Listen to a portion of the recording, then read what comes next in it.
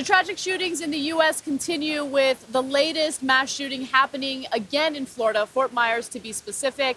It has claimed the lives of 2 teenagers. To give you more details, the gunfire in Fort Meyers erupted in the parking lot of Club Blue at about 12:30 a.m., police said.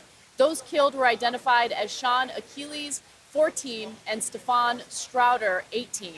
Now, they were both star students, star players on a basketball team at their high school, and they tragically lost their lives as a result of this senseless violence. I do want to be clear about one thing. So far, authorities have detained 3 individuals that we don't know much about, but we do know that this is not linked to ISIS or any type of terrorist attack. Police do believe that this is gang-related. A spokesperson, or spokeswoman, I should say, for Lee Memorial Hospital said that patients ranging in ages from 12 to 27 began arriving about an hour after the shooting. The hospital treated 16 people in its trauma center and emergency room. Now, on a typical news day, this would be the top story, but because of everything that's been happening at the conventions, you're not hearing as much about it. But I think one of the other reasons why you don't hear as much about it is because it's become commonplace. We hear about shootings on a regular basis, and they're not just small shootings, they're mass shootings where several people, in some cases dozens of people, lose their lives. And so the question is, are we going to do anything about it, or are we just going to continue hearing these stories over and over again until we're desensitized to them? Well, that's an easy answer. Yeah. Of course we're not going to do anything about it. And in fact, I would argue that it became the non-leading story as soon as we found out the attackers weren't Muslims. Or ISIS, whatever. I guess same thing in the case of ISIS is purely Muslim. So, like Germany, the Munich attack. Everybody lit up about it. Oh my God, here we go again. And it turns out it wasn't terrorists. And they're like, then let's leave it alone. And so that story disappeared. We're not even doing it on the show today. Mm-hmm. And and so that happened a couple of days ago. We weren't on the air when it happened. But so I think that when you realize it's just a mass shooter or a gang shooting, you go, oh, that's just normal. That's America. You walk into a club and you can get mowed down because everybody's got a gun. There's nothing we can do about that. Let's move on. Now, if it was ISIS who had done it, ISIS. By the way, the guy who did the shooting in Florida, the Orlando nightclub, the 49 people killed, he never talked to ISIS. And later the FBI said he had no connection to ISIS. He was alone. He was actually closeted. Connection to the gay community. That's right. He was closeted gay and hated himself for it. And so, but it doesn't matter. They're like, good enough. That's terrorism. Yeah. That's terrorism. That's ISIS. And by the way, again, that story was gigantic. That was the biggest mass shooting we've ever had in the country. Yeah. And of course, we should be able to say that it is terrorism. It's just not the sort of specifically ISIS-related Islamic terrorism. When you go into a club and you shoot random people to kill as many people as you can, that's a terrorist act. And the reason that we stopped paying attention to it is that it's comforting traditional American mass violence of the sort that we've had throughout our history, but that especially we've talked about on a yearly basis since at least Columbine. And that should give us some hope.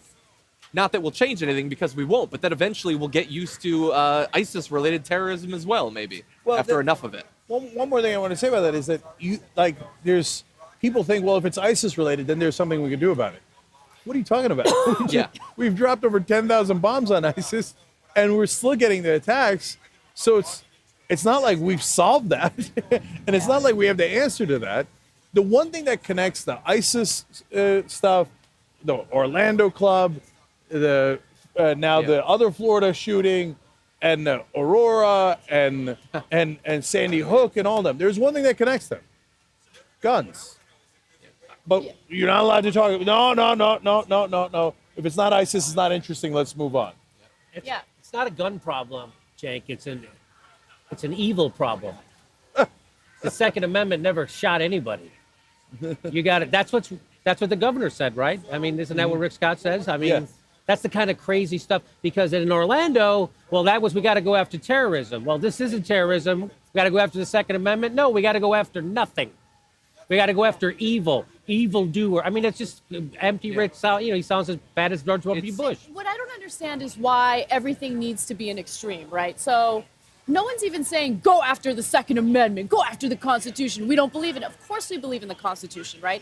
But it's the interpretation that certain individuals in this country have that is just patently wrong. where you think that you need to have the most lax gun laws imaginable so anyone can get their hands on a gun. When you believe that those who have, been like found guilty of beating the crap out of their wives still should have access to guns. I mean, that is nonsense. That's nonsense. I want law-abiding citizens who are mentally, together to have access to guns. I know people, like the person who donated his kidney to my mom lives in Arkansas. He loves guns. He loves going shooting and hunting. And I want him to be able to practice that constitutional right.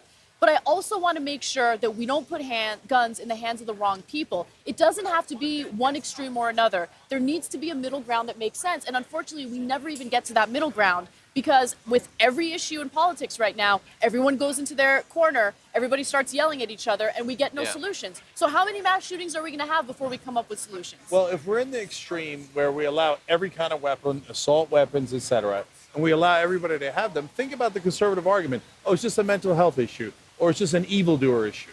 Well, if you're at the extreme where you allow everybody to have guns with almost no checks, well, that means you just put guns in the hands of evildoers, the mentally disturbed, and everyone else who's motivated to shoot us. Yeah. That seems like a pretty bad idea.